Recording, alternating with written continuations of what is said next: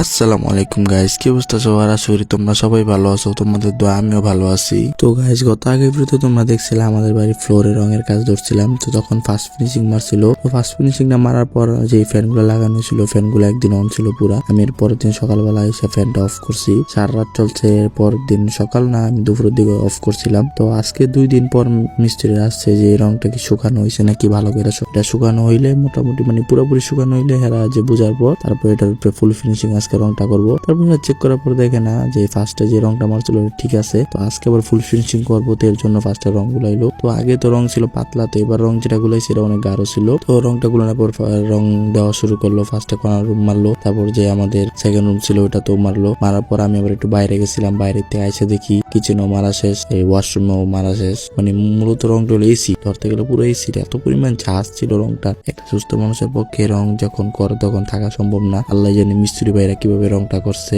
তো রঙের এত ঝাঁজের কারণে আমার চোখ টোক বুক টু চলতেছিল রোজা রেখা, তো এর জন্য আমি বের হয়ে গেছিলাম। তো আরো কিছু টুকটাক কাজ ছিল, তো এই কাজগুলো কমপ্লিট করছে। তো আজকে যে রংটা করছে এই রংটা শুকাইতে আরো 4 দিন সময় লাগবো। তো আজকে আবার ফ্যান গুলো সব অন করে ধুয়ে যেতে হইব। তো এটা পুরোপুরি শুকানোর পরে 4 দিন পরে আরো কিছু কাজ আছে, আমাদের ওয়াশরুমের কাজগুলো শেষ করতে হইব। তো ওইটা তোমাদেরকে দেখাবো না, সমস্যা নাই। তবে আজকে ভিডিওটা এই পর্যন্ত। এই ভিডিওটা কেমন হয় সবাই কমেন্ট করে জানাইবা। দেখাবি পরবর্তী অন্য কোন একটা ব্লগে। ততক্ষণ মধ্যে সবাই ভালো থাকবা, সুস্থ থাকবা। আল্লাহ হাফেজ।